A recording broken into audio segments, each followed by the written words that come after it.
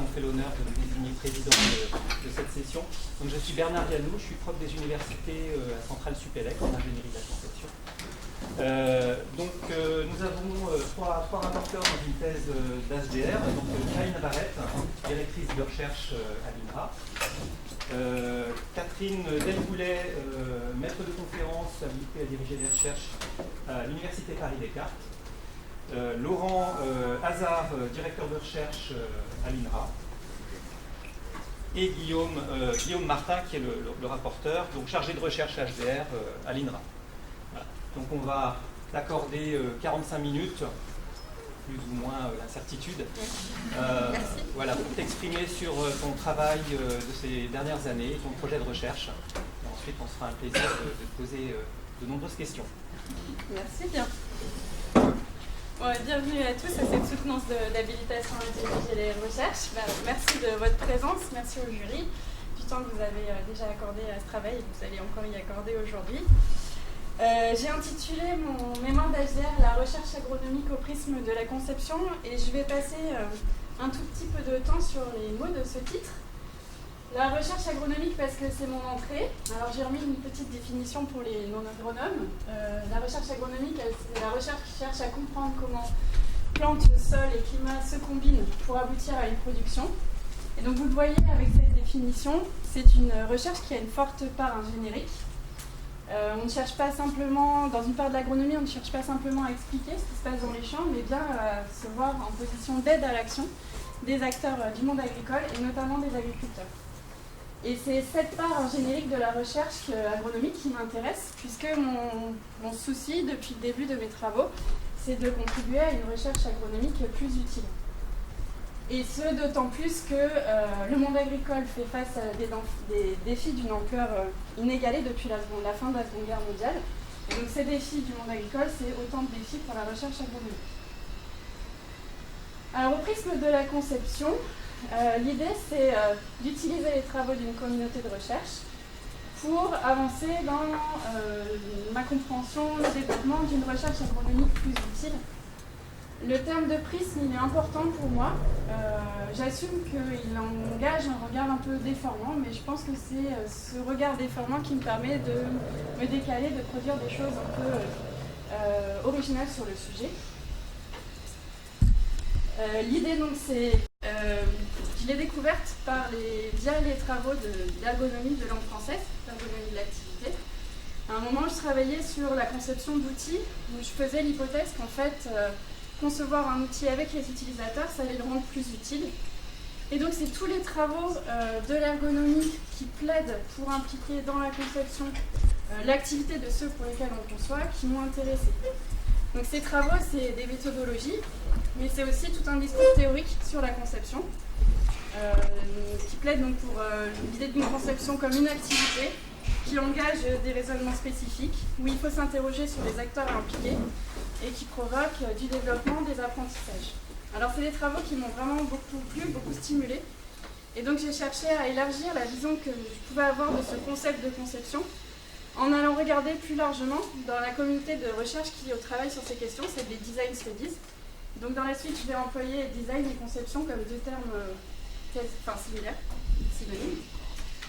Ce que j'ai découvert dans cette communauté, c'est des approches très variées. J'en ai présenté quelques-unes ici. Et mon travail, en fait, ça a été vraiment de comprendre les proximités, les filiations, les différences entre ces différents courants pour en faire émerger ce qui est ma représentation de la conception dans mes travaux. Donc, qu'est-ce que je retiens de la conception? D'abord, c'est une activité, donc, qui cherche à faire exister quelque chose qui n'existait pas, qui est marquée par une intention de transformation, que la conception, c'est aussi un processus développemental. Les objets qui sont conçus, ils transforment et ils sont transformés par ceux qui s'en saisissent. Un processus participatif entre guillemets, parce que le mot est un petit peu piégeux parfois. Donc ce que j'en retiens, c'est là aussi très marqué par ce que j'ai retenu de l'ergonomie. C'est l'idée qu'à partir du moment où on conçoit pour d'autres, alors il faut que ces autres soient impliqués dans la conception, parce que ce sont les meilleurs experts de cette activité d'une part, et puis parce que leur activité peut en être impactée.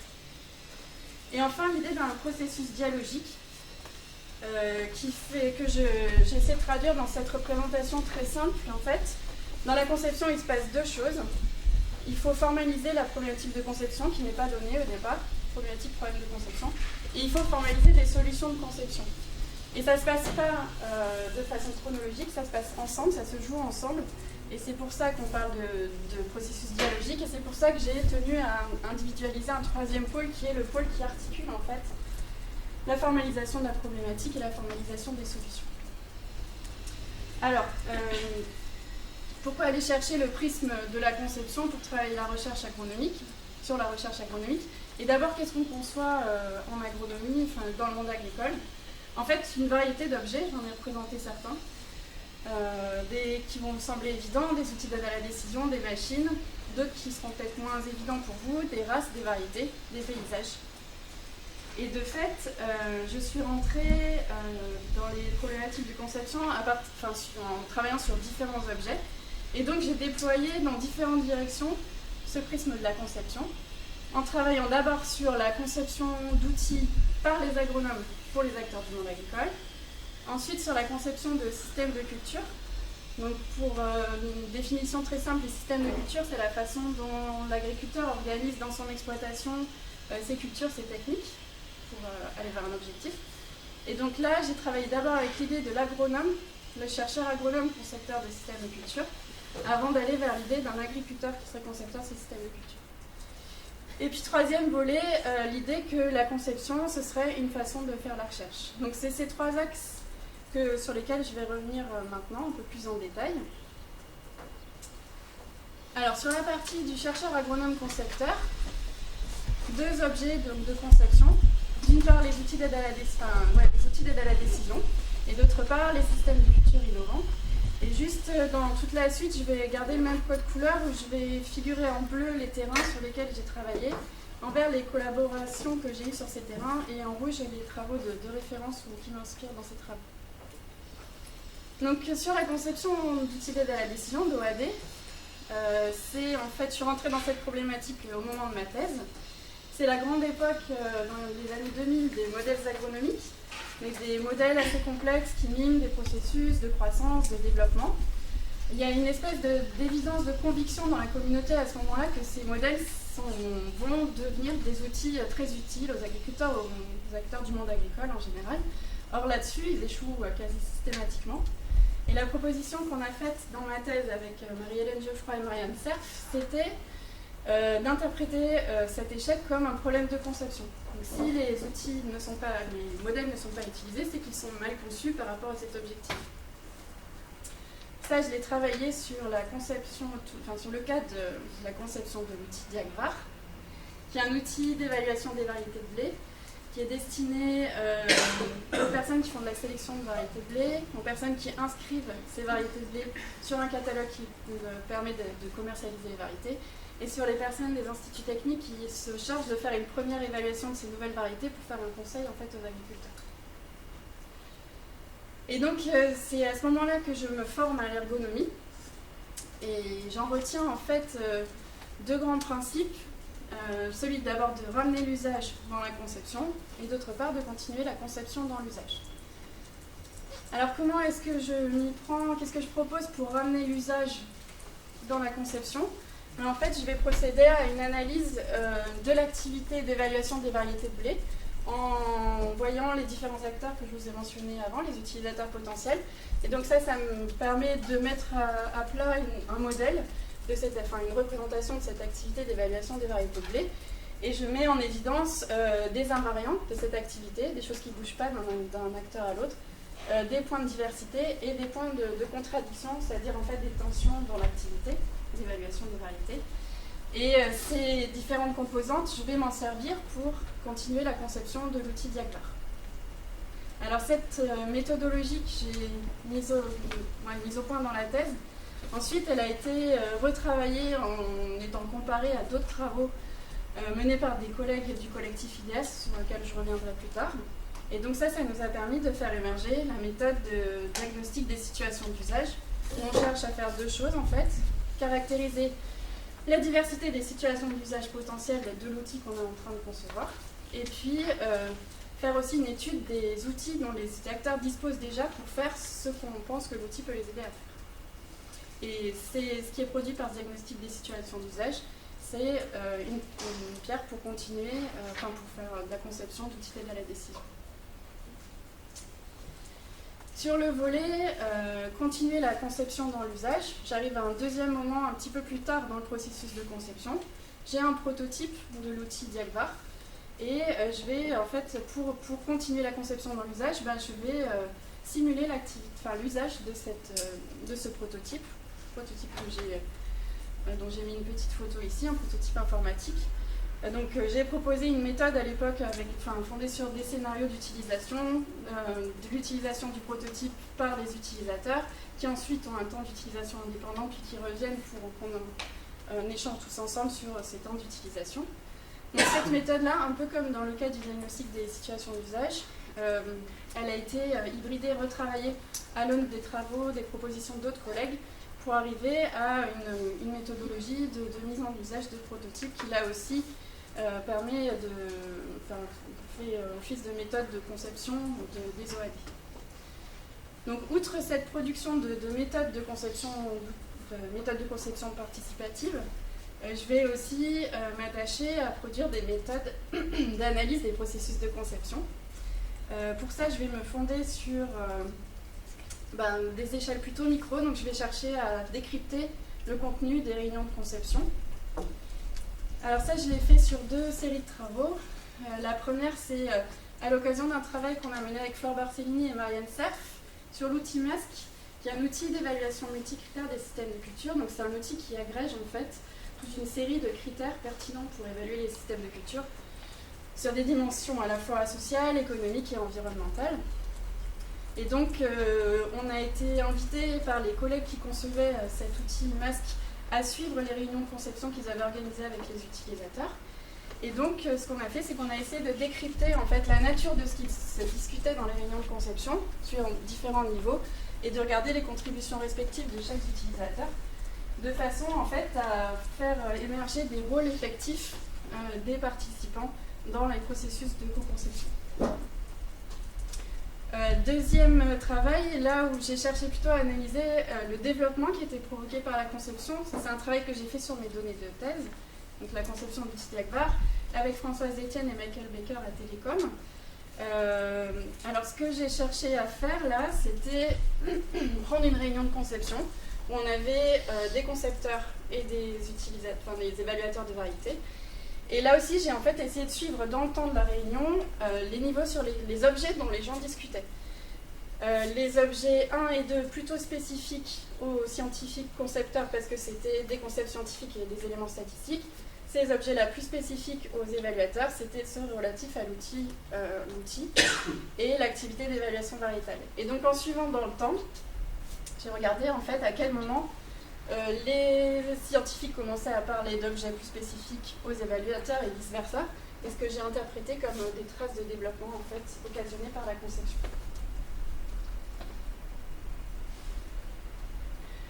Donc voilà, une production plutôt d'analyse de contenu, analyse des processus. Donc j'en viens maintenant à la partie où je regarde le chercheur agronome comme un concepteur de systèmes de culture innovants. Ça, en fait, ça a été ma thématique de recrutement à l'INRA. Et j'y suis arrivée, en fait, avec ce que j'avais appris de la conception des outils d'aide à la décision. Et donc, l'importance de ramener l'usage dans la conception. Or, les méthodes de conception qui existaient à l'époque pour les systèmes de culture, elles laissent une très faible place à l'usage, en fait. Ces méthodes, c'est de la modélisation, de l'expérimentation, et une méthode qu'on appelle de prototyping, qui en fait, je vais caricaturer un peu, on pourrait y revenir, c'est finalement plus une méthode pour faire émerger des prototypes théoriques de systèmes de culture, des systèmes de culture sur le papier, lors d'ateliers qui sont plutôt faits avec des chercheurs, en l'occurrence. Donc une faible place laissée à l'usage, et donc j'ai voulu vraiment ramener ce que j'avais appris de la conception des OAD, donc les 2 éléments que je vous décrivais tout à l'heure, ramener l'usage dans la conception, continuer la conception dans l'usage.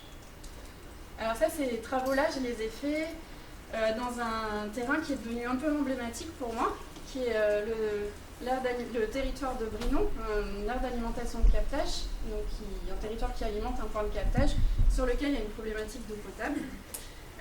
C'est un travail qu'on a démarré avec Raymond Rowe. On cherchait des terrains pour travailler sur cette conception de système de culture et on a proposé une collaboration à Laurette Paravano, l'animatrice en charge de ce bassin, une conseillère d'agriculture de la Chambre d'agriculture de Lyon, et une collaboration qui est toujours en cours. Et ça a pour moi lancé une série de travaux sur les AAC, les dynamiques de conception dans les AAC, où Claudine Ferrari nous a rejoint maintenant pour travailler là-dessus. Alors, l'idée de ramener la conception dans l'usage dans la conception, comment on l'a traité dans ce terrain-là, en fait, il nous a semblé qu'une façon d'y parvenir, c'était tout simplement d'impliquer les utilisateurs potentiels dans la conception, donc impliquer les agriculteurs.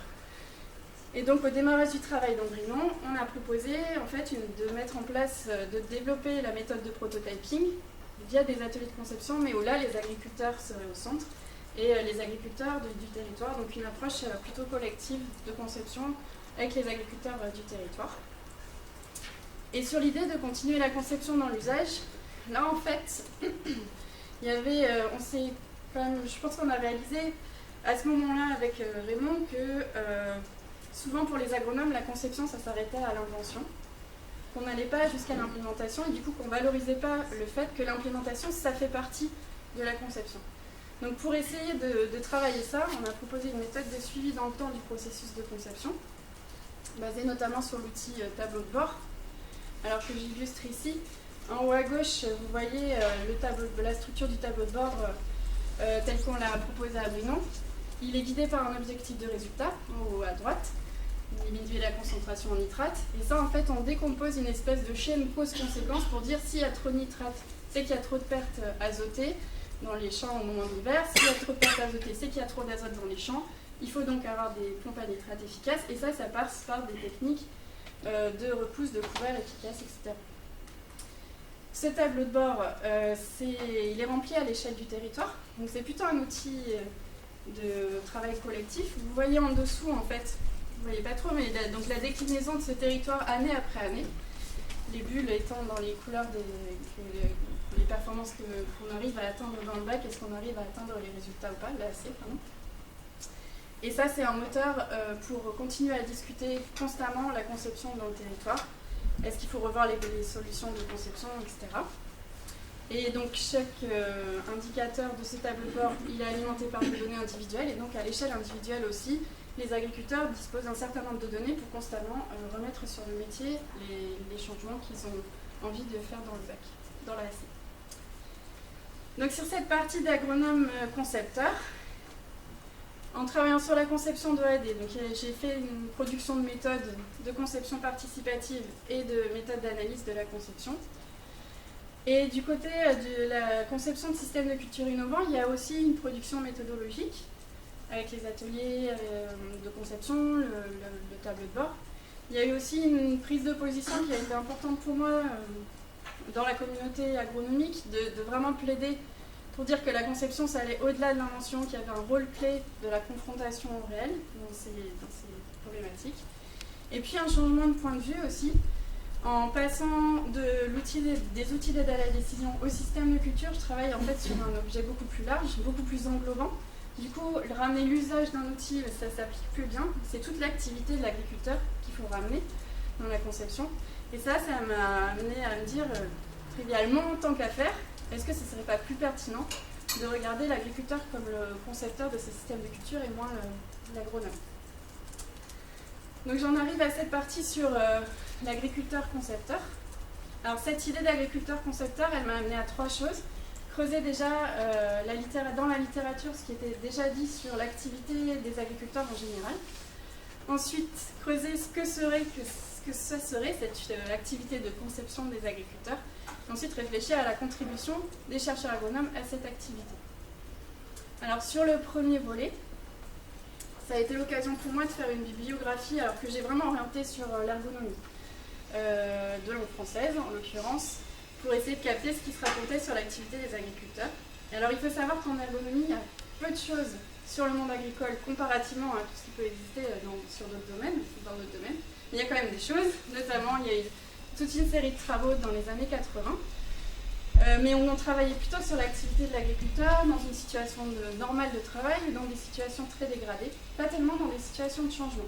Il y a eu un travail un peu précurseur de Jourdan dans les années 90 sur ces problématiques de changement des agriculteurs, où on regardait, Jourdan proposait de dire que l'agriculteur avait une partie de son activité qui était en fait une action de recherche-développement. Mais il a vraiment fallu attendre la montée en puissance des thématiques sur la transition agroécologique, donc le fait que les agriculteurs doivent, entre guillemets, aller vers des pratiques plus agroécologiques pour retrouver des travaux qui parlent de l'agriculteur en transition, un agriculteur en train de changer vers ces pratiques.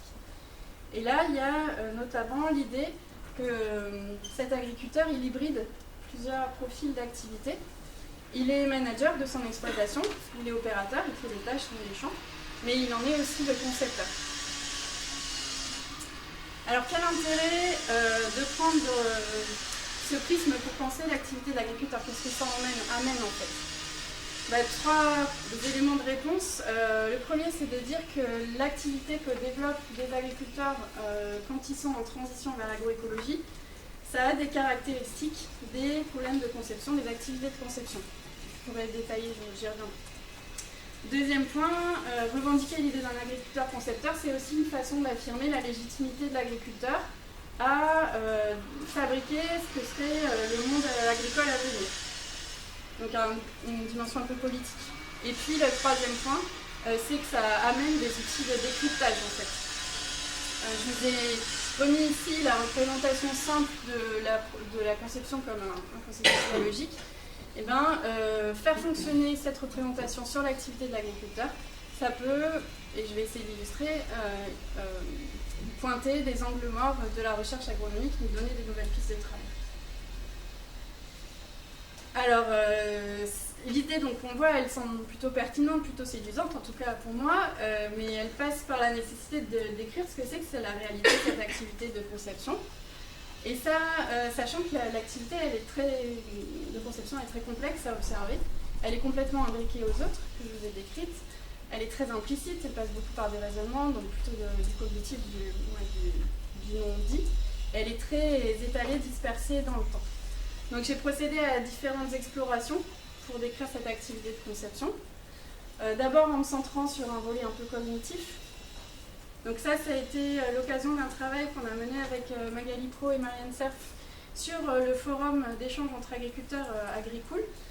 On a vu en fait ce forum comme un échange d'accéder à des contenus écrits par des agriculteurs. Et donc on a mis en œuvre dessus des techniques d'analyse textuelle. En fait, ce que j'ai illustré ici, c'est on a essayé par exemple de coder les opérations élémentaires un peu typiques de la conception. On caractérise la situation, on définit les objectifs, on propose des solutions, on les évalue. Et donc, là aussi, on a essayé de coder dans le temps, au fil de l'échange d'un fil, en l'occurrence dans le forum agricole, comment ces opérations élémentaires s'organisaient dans le temps. Et ça, on a vu du coup que ça, effectivement, les échanges qu'il y avait dans ces forums, ça dessinait un profil qui est assez caractéristique des activités de conception collective, avec des particularités très intéressantes de références très fréquentes à la situation, plus que ce qu'on avait vu dans des travaux plus classiques dans des milieux industriels. Donc références très importantes aux situations, à la fois pour évaluer les solutions bien sûr, mais aussi pour les générer. Il y a eu un travail aussi à cette occasion sur la façon dont la conception se mêlait à des traces de développement professionnel. Alors justement, en fait, pour se donner les moyens d'aller un peu plus loin sur l'importance, l'analyse très fréquente des situations, ça renvoie à ce que j'avais dit, ce qu'on avait déjà vu à Brinon sur l'importance de se confronter au réel, d'implémenter. Et donc pour avoir accès à ça, j'ai voulu regarder sur un temps plus long en fait l'activité de conception, en le regardant plus comme un processus. Là, il y a eu deux propositions de fait. D'abord dans la thèse de Quentin Toffolini qui travaillait sur la nature des connaissances qui sont actionnables pour des agriculteurs en train de changer, investis dans un changement technique un peu massif. Et donc, Quentin a fait toute une série d'entretiens avec des agriculteurs en train de changer et il a fait émerger de ces entretiens l'idée que les agriculteurs passaient par différentes phases Et ça, ils le montraient en montrant la diversité des connaissances qui leur étaient utiles. Donc différents profils de connaissances qui leur sont utiles, qui dessinent différentes phases de finalement ce que moi j'interprète comme l'activité de conception des agriculteurs. Et ensuite, une autre proposition faite dans la thèse de Marie Chizalet, qui a en fait cherché à stimuler l'activité de conception des agriculteurs grâce à un outil, la chronique du changement, qu'elle met en place avec des agriculteurs. Et donc, elle a un double objectif quand elle utilise sa chronique avec des agriculteurs, à la fois un objectif analytique, que j'ai illustré ici, où en fait elle va suivre en fait, la façon dont les agriculteurs cheminent dans des dimensions du réel, du virtuel, du concevable. Objectif analytique donc, et puis un objectif de penser aussi la façon d'accompagner les agriculteurs dans ces activités de conception. Dernier volet, l'importance que prend la dimension collective dans l'activité de conception. Alors on l'avait vu dans les travaux sur le Forum Agricool, on l'avait vu sur Brinon aussi en travaillant à l'échelle du territoire, et c'est la thèse de Célina Slimy qui va nous permettre d'aller plus loin dans cette direction, parce que Célina, elle s'intéresse au partage d'expériences entre agriculteurs, et la façon dont ce partage d'expériences contribue en fait à des dynamiques de changement, donc dynamiques de conception et de développement professionnel. Alors, quelle contribution des chercheurs agronomes à cette activité? À partir du moment où on dit que l'agriculteur est le concepteur, qu'est-ce que l'agronome fait aux côtés de l'agriculteur pour le soutenir dans cette activité? En fait, là, j'ai vraiment procédé en regardant ce à quoi j'avais contribué sur le terrain ou ce que j'avais pu voir sur le terrain. Ça m'a permis de faire émerger au moins 3 positions différentes que peut prendre l'agronome pour soutenir cette activité de conception. La première, a priori la plus classique, c'est d'alimenter en connaissance. Là, on se dit oui, c'est normal, du coup l'agronome il vient pour alimenter la créativité de l'agriculteur.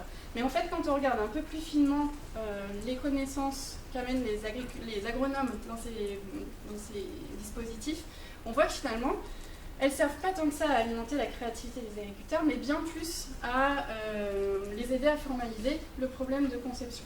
En tout cas, c'est une dimension très importante. On voit que ça les aide à définir leur projet, volonté relative au futur, à mettre à plat comment ils pensent que ça fonctionne, à partager des diagnostics sur la situation. Donc voilà, si on creuse les fonctions de ces connaissances, on voit que derrière, il y a une diversité vraiment très intéressante. La diversité, elle s'exprime aussi dans les formes, les formats, la nature des connaissances que les agronomes fournissent à cette occasion.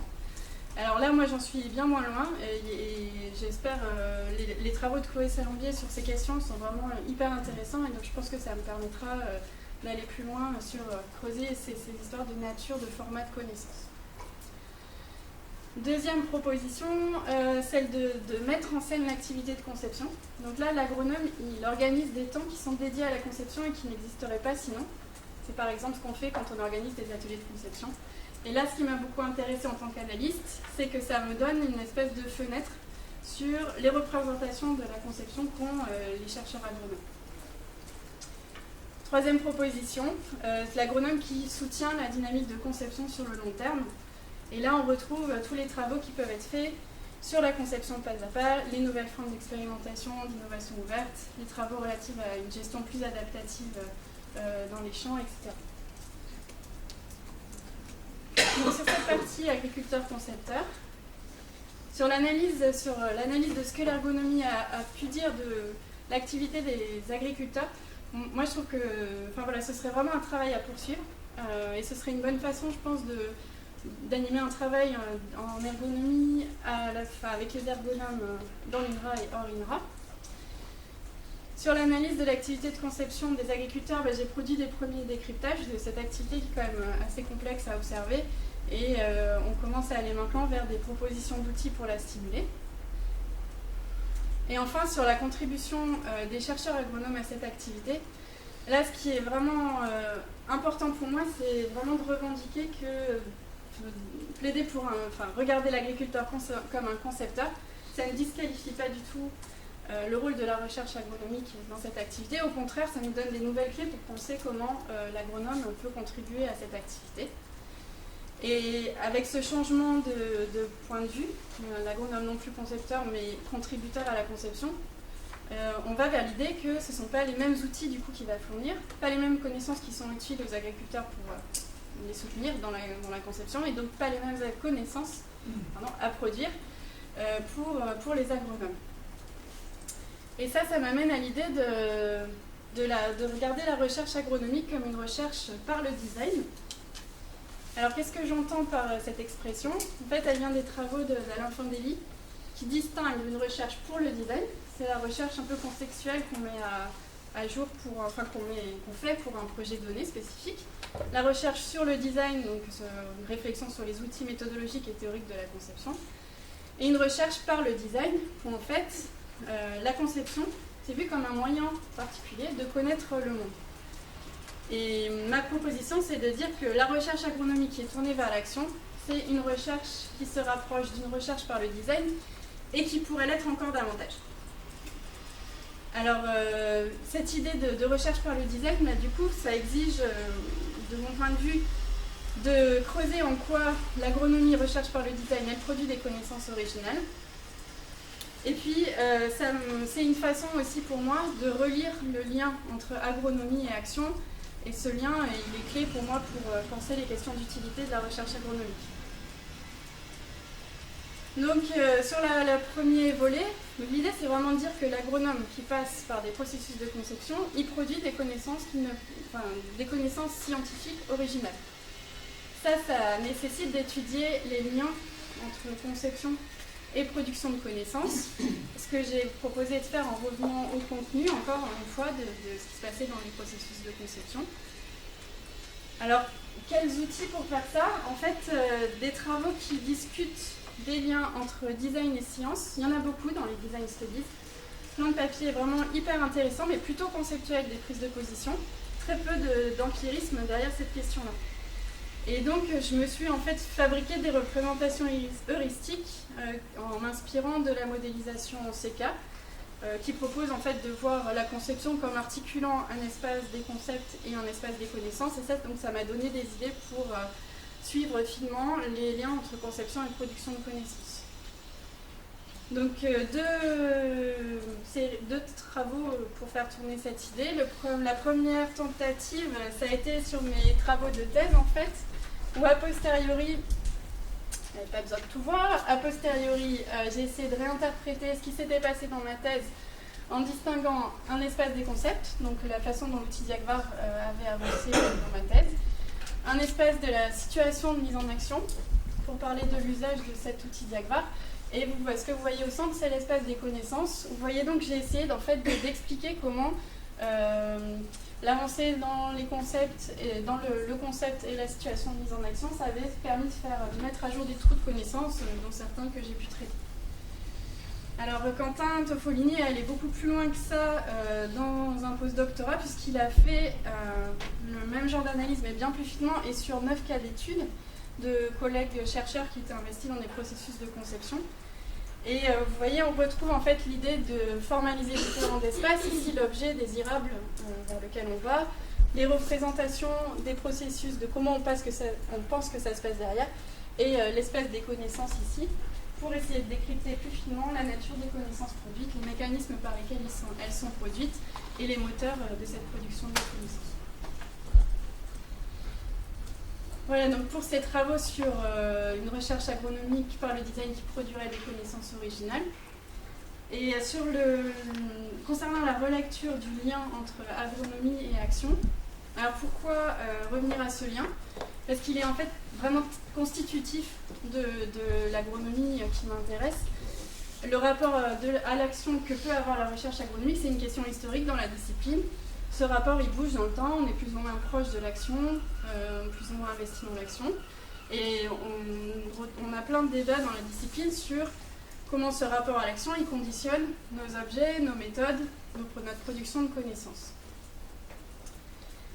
Et donc voilà, ce rapport, il est vraiment clé pour penser l'utilité de la recherche agronomique. Alors, quelle utilité du prisme conception pour travailler ce rapport? En fait, pour moi, il y a vraiment deux registres pour répondre à cette question. Le premier, c'est de dire qu'à partir du moment où on dit que la recherche agronomique elle a une part ingénierique, alors penser avec des travaux de conception, ça permet de professionnaliser cette part ingénierique de notre activité. C'est une façon d'avancer dans les méthodes de notre ingénierie. Deuxième utilité, plus contextuelle en fait, c'est que c'est d'autant plus utile face aux défis de la transition agroécologique. Il y a beaucoup d'auteurs qui défendent l'idée que les enjeux de la transition agroécologique, ça nécessite aussi que l'agronomie elle se régénère, qu'on active en agronomie des processus de conception innovants, créatifs, radicales. Et comment alors les travaux sur les design studies peuvent nous aider à faire ça? En fait, de plein de façons, et je pense que je n'ai pas été exhaustive ici. La première, par exemple, c'est l'idée de dire que l'agroécologie, c'est encore une notion qui n'est pas si claire que ça. Et du coup, tous les travaux dans les design studies qui plaident pour, qui insistent sur le sens politique de la conception, pourraient être des ressources pour nous, pour aller plus loin dans la réflexion de ce que c'est que ce projet agroécologique. Une deuxième idée, c'est l'agroécologie, ça passe par des processus de conception relocalisés, c'est beaucoup l'agriculteur, il y a tout un discours là-dessus, de dire c'est l'agriculteur qui termine au champ, en situation. Donc là, c'est tous les travaux des design studies relatifs à l'importance de la confrontation réelle, de la conversation avec la situation qui peuvent nous outiller pour penser ça. Troisième registre, l'idée que l'agroécologie nécessite des raisonnements innovants, penser out of the box, des choses comme ça. Et donc là, c'est tous les travaux sur la créativité dans les design studies, qui sont très nombreux, qui peuvent nous outiller. Et puis, dernier volet, que j'ai moi-même très peu utilisé, mais je pense que c'est vraiment quelque chose qu'il faut faire, c'est l'importance que les designers donnent à la forme, au sensible, à l'esthétisme. Et je pense que ce serait vraiment une voie très intéressante pour nous aider à penser la régénération de nos concepts ou de nos approches en agronomie. Donc sur cette partie, sur l'idée d'abord que l'agronomie comme recherche par le design produit des connaissances originelles, mais il y a une production de premières preuves empiriques à partir d'analyses de pratiques des scientifiques. Et sur la relecture du lien entre agronomie et action, en fait, je me constitue là vraiment une espèce de discours théorique qui m'aide à penser, à être un peu réflexif sur la discipline agronomique et à continuer à penser le problème de son utilité. Alors, quel projet de recherche pour la suite? En fait, je m'inscris dans le champ très large des travaux qui cherchent à accompagner les processus de changement des agriculteurs vers une agriculture plus durable. Par rapport à ce cadre très large, j'ai fait plusieurs choix. D'abord, de regarder ces processus de changement comme des processus de conception. D'autre part, de considérer que ce sont les agriculteurs qui sont les pilotes des processus de conception. Et ça m'amène, et c'est vraiment très important pour moi, à réfléchir à la place spécifique des agronomes, des chercheurs agronomes dans ces processus. Donc la question qui m'est plus propre et plus précise, c'est de savoir comment la recherche agronomique peut soutenir des processus de conception des agriculteurs dans un changement vers l'agroécologie. Alors 3 voies pour travailler ça. La première, c'est de continuer à creuser la façon dont je me représente la conception. Je vous ai mis ici donc, la représentation simple que j'ai mobilisée plusieurs fois là, dans l'exposé. Voilà où j'en suis en fait à partir de comment j'ai déjà fait évoluer cette représentation. Alors il y a des choses qui sont, et ça, ces évolutions elles sont vraiment dues aux travaux que j'ai pu mener sur les différents terrains que j'ai repositionnés ici. Vous voyez donc l'arrivée de l'importance de l'implémentation dans la bulle verte, des premiers travaux aussi pour décompacter la problématique de la formalisation des solutions de conception. Mais en fait, c'est majoritairement cette bulle bleue que j'ai décompactée. Donc derrière l'idée de formaliser la problématique de conception, je distingue plusieurs choses qui sont importantes. Formuler une volonté relative au futur, quel projet on a dans la conception, et partager un diagnostic sur la situation, et ça passe aussi par 2 choses, par se partager, avoir une compréhension de la situation, mais aussi partager une représentation fonctionnelle de la problématique à résoudre. Comment on pense que ça marche? Donc voilà où j'en suis aujourd'hui. Il y a beaucoup de choses encore que j'aimerais travailler pour continuer à affiner cette représentation de la conception, mais j'imagine qu'on pourra en revenir y revenir en discussion. Et l'idée, c'est de faire fonctionner cette représentation pour m'aider à penser les contributions de la recherche agronomique à la conception. Et ça, on peut le faire dans plusieurs sens. Un premier sens de lecture, ça peut être de dire, est-ce que les outils en agronomie couvrent tout ce qu'il y a à faire, entre guillemets, dans les processus de conception. J'ai remis ici les méthodes sur lesquelles j'ai pu travailler ou contribuer à construire pour faire apparaître où je pensais qu'elles étaient utiles. Et puis, on peut avoir une lecture dans l'autre sens. Et pour l'illustrer, je vais prendre l'exemple des ateliers de conception que j'ai positionné ici dans le pôle d'aider à la créativité, à formaliser des solutions de conception. Mais en fait, des ateliers de conception, on commence à en avoir beaucoup aujourd'hui. Et donc, si on regarde dans le détail à quoi ils contribuent réellement dans la conception, on s'aperçoit qu'ils contribuent finalement à bien d'autres choses qu'à ces problématiques de formuler des solutions. Suivant les types d'ateliers, ils peuvent vraiment mettre l'accent sur faire émerger un projet collectif, par exemple, donc plutôt formuler une volonté relative au futur. D'autres vont vraiment viser à ce que les gens qui participent aux ateliers partagent une représentation commune de comment ça marche, qu'est-ce que c'est le problème qu'on a à résoudre, donc plutôt en bas à droite. D'autres vont vraiment permettre de suivre, essayer d'outiller les agriculteurs pour qu'ils puissent suivre dans le temps ce qui est en train de se passer dans leur champ et de leur donner des clés pour continuer à faire vivre la conception via l'implémentation.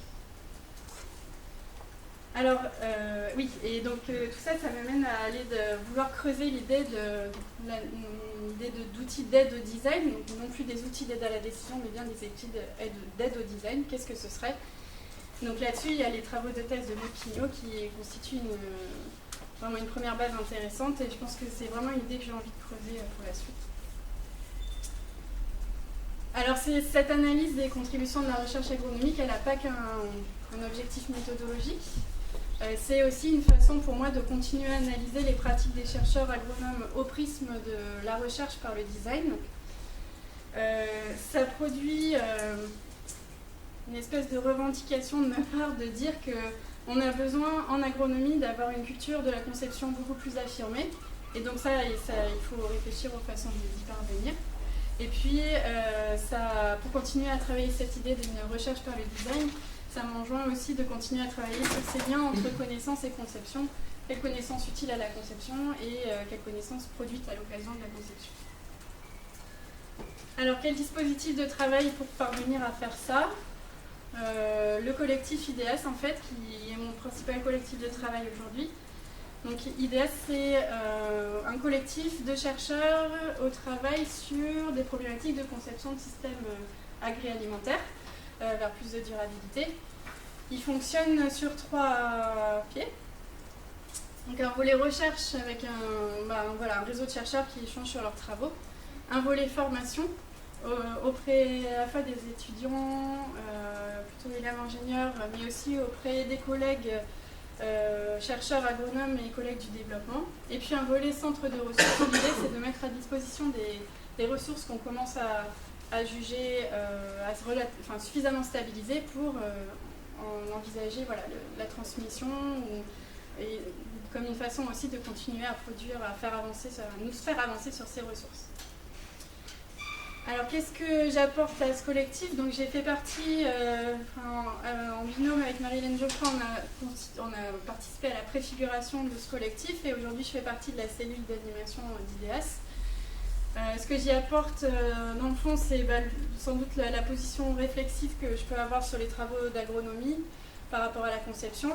Un investissement fort aussi dans le champ des design studies, des théories de conception et des méthodes de conception.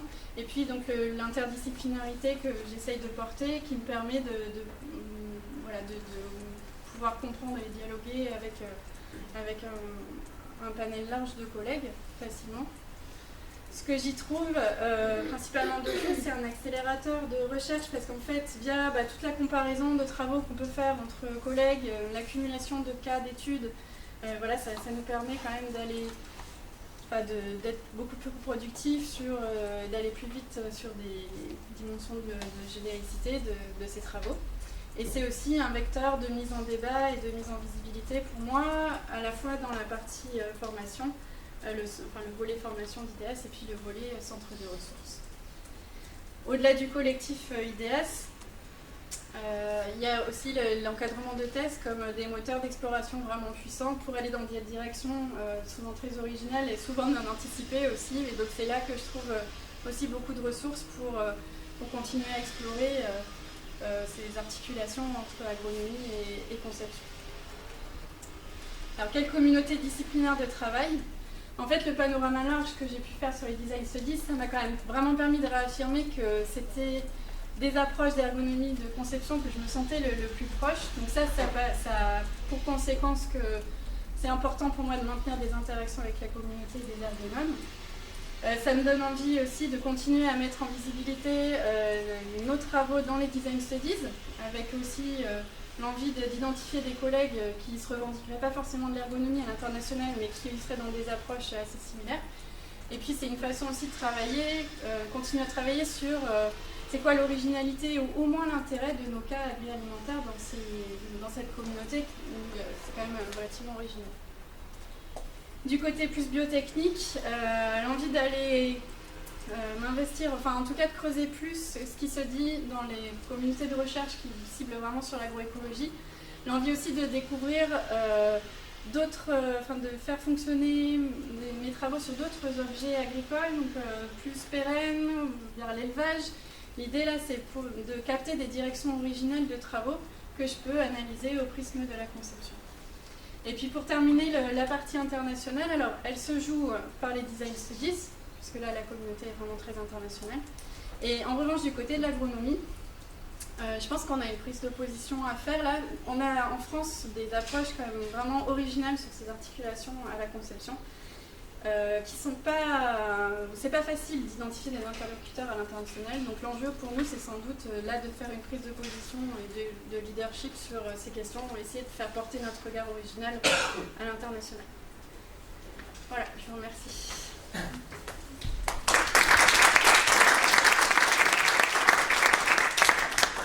Merci bien Lorraine.